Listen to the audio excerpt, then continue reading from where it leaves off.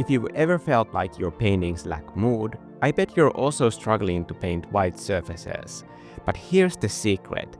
Mastering white unlocks everything from realism to atmosphere. And by the end of this tutorial, not only will your white surfaces look more natural, but your entire painting will have a stronger mood and lighting. So let's jump in. Have you ever painted a white object only to realize that it looks dead? Like it doesn't belong in the scene. That's because white isn't just white, it's a mirror for everything around it. But if you don't apply this in practice, your highlights and shadows will flatten out your art instead of bringing it to life. One common mistake is treating white as just a combination of black, gray, or pure white to define form. While these might seem like simple ways to shade white objects, they always make them look unnatural and disconnected from their environment. Shading with white, gray, or black is a sure way to drain all the energy and mood from your piece, so let's just not do that, ever. When you're trying this exercise for the first time, it's helpful to start with a simple shape first. Begin by defining the environment color and using a lighter version of it as a base for your practice object. Let's say here we have blue sky as the ambient light and one strong warm light source. How strong your light source is and how saturated that light is defines the entire look of your white object. I recommend the brightness and saturation of these two light sources, the warm light source and the ambient light from the sky, to be of different brightness and different saturation levels. The easiest way to start lighting design for your piece is to think that you're building a set design for your scene, but you only have budget for one strong light source. This light is super expensive, it cost me like 700 euros, so that's why I have only one of them. But if I had two, I wouldn't know what to do with them. So usually simple lighting is more impactful. That's why it's such a good place to start. It's also important not to overcomplicate these light sources. We simply add the light coming at low intensity from the sky, and then we add the intense spotlight here. Note here that the colors of paint and the colors of light mix differently. As light colors overlap, they build up towards white. They don't mix like paint would. For this reason, I recommend making the light sources simple. That way the image will also be easier for others to understand when we apply this to shapes that are more complicated. This clarity in the setup phase makes it easier also to learn how to handle these elements, so don't make this learning process too difficult for yourself. Oh, and by the way, this isn't just an exercise for beginners to learn how this works. It's a powerful tool for advanced rendering. And in a second, I will show you how to apply this to your biggest projects. So how do we actually paint white to feel alive in a scene? It all starts before you even touch the object itself. If you start by shading white objects directly, you're already making things harder for yourself. Instead, let's do something smarter. Let's steal the colors from the environment first, so our white object blends in from the start. Therefore, the first step to painting your white element is to paint its surroundings. This doesn't mean you need to have every detail figured out, but at least fill the canvas with your best guess on what the final overall tone and mood is going to be. The second step is to create a base that combines all the colors from the environment together in one big pool and create this one flat card as your base for your white object. Since the scene is mostly cool toned with blue hues and only a little bit of warm light, start by averaging the scenery into one single base color. It's almost like applying a Gaussian blur to the whole environment and using that as a starting tone for the bunny. Then let's make it slightly lighter, because what appears white or what appears even black is always relative. So now we have the surroundings informing the base level of values, and when we make that base value a little bit lighter, it already looks like white, even though we are far from those highlights. So if this was a cooking tutorial, and it kind of is, the recipe for creating your base color for white objects would look like this.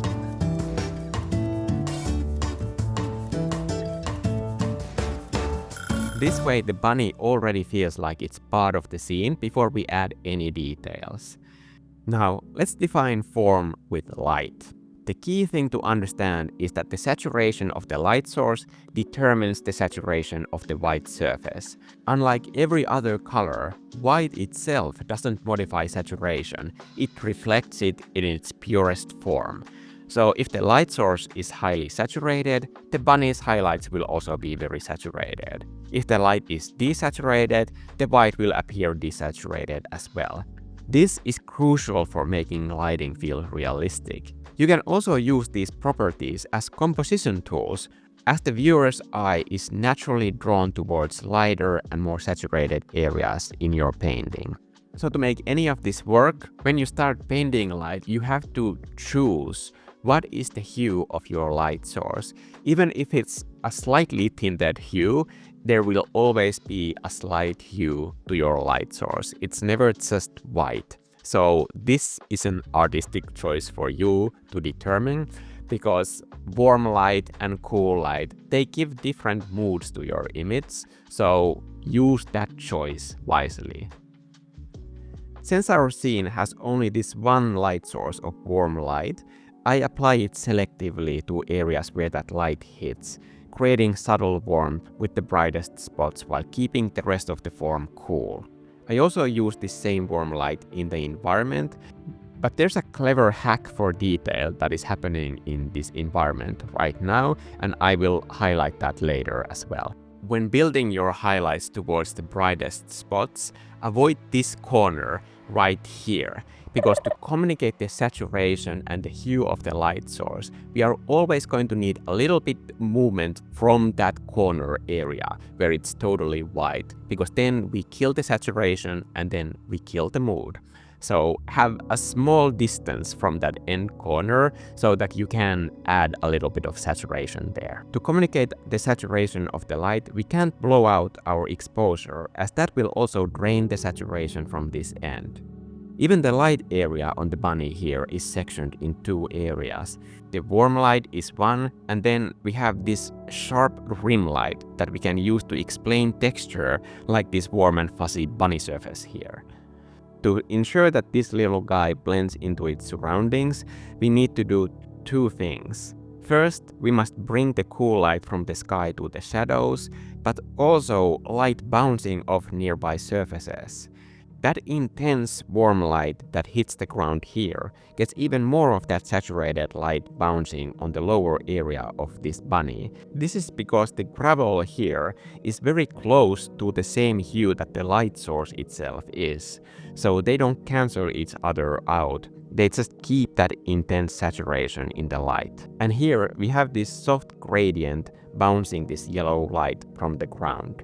This step ties everything together and prevents the bunny from feeling separate from the scene. Here, we are also using a more advanced composition trick to move the eye.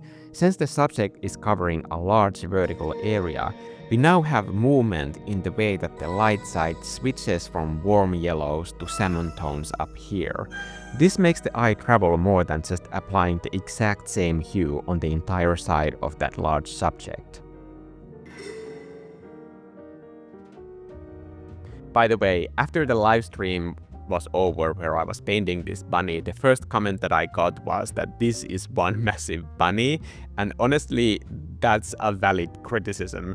I didn't think that the fences behind the bunny look so small in comparison to this massive bunny. I kind of thought that they would be like far behind there, but honestly, for me, what's important in this piece is that this bunny is alone in this dark, mysterious forest, and he's discovering something magical that we cannot see. And when I think about this purpose of this story, it doesn't really matter to me personally what the size of this bunny is, even if it's just a small normal-sized bunny or a massive truck-sized bunny. I scaled down the fences a little bit and put some fog over them, but You could still see this as a massive bunny, but that's up to you, and honestly, I love this bunny either way, even if it's a truck-sized bunny. If you find these videos useful, please sneak into your comment what size bunnies you prefer for yourself without any context to confuse others. Okay, let's move on. Here's an easy tip on texture. Instead of manually adding texture everywhere, we can focus on transitional areas, the edges where light and shadow meet, or where these light areas meet shadows or edges of the bunny. By concentrating texture in these spots, the brain fills in the gaps, making it feel like the whole surface has texture without excessive detail. The surrounding environment also has a clever cheat on texture. I focused on the grass details only on the areas that are right next to the camera or being highlighted by that warm light. Now that the information is in the head of the viewer, they will apply it to the other areas that look like they're the same material. But in truth, those areas don't have the fraction of the details in them. We don't have to overwork every part of the painting. This is not us being lazy artists. This is us making the viewer focus on what's important in this piece. And clarity is always kindness, so be kind when you do your painting design. But surface texture doesn't have to be just detail. Now, if you've been wondering how I'm getting this natural textured look, it's all about optical blending that you can do with any brush. Instead of smoothing every transition, I let these colors sit next to each other and the eye does the work. The brush I'm using here is my pastel pencil brush, and you might remember this from my previous video where I painted all of those pieces with this one single brush. It naturally creates this effect, making it easy to achieve rich textured color transitions without over smoothing. That's why I love it. And if you have already purchased the Best of Angry Mikko brush set on Gumroad, this brush is now included in that brush set. And for anyone new, this brush will be available in all future downloads of the set on Gumroad. You can create this optical blending look with any brush that you already have that has a gritty texture to it. Just look at these two gradients. Which one of them holds your attention longer? And more importantly, which one of these do you think is more fun to work on? Now, this is the way that I shaded my gradient, but that's just the way that my hand works. Everybody is going to have different looks based on how they use the brush and what kind of patterns they like to do when they are painting surfaces like these. That's why it's going to affect the look of your entire painting, making it look like your painting. But if you do a smooth gradient like this, everyone's gradient is going to be the same, making the art look kind of more clinical and less personal. Personally, I prefer the more textured look, especially in high-resolution prints, because there you will really get to see this as the picture hangs on your wall and you can appreciate those small details. When painting white, remember that it reflects its environment and the color of the light source. This is white only in one mostly round character. But if you have a complex scene with tons of geometry and elements, I actually recommend doing that simple white block from the beginning. That block can serve almost like a lighting-specific palette example, informing you what colors go where, so you don't need to do all these mental gymnastics as you paint. Simply do one of these blocks as carefully as you can, and then just use it as a reference point for all of the planes that face similar directions in your scene. And that makes painting these surfaces a whole lot easier and faster, especially if you have a complicated scene.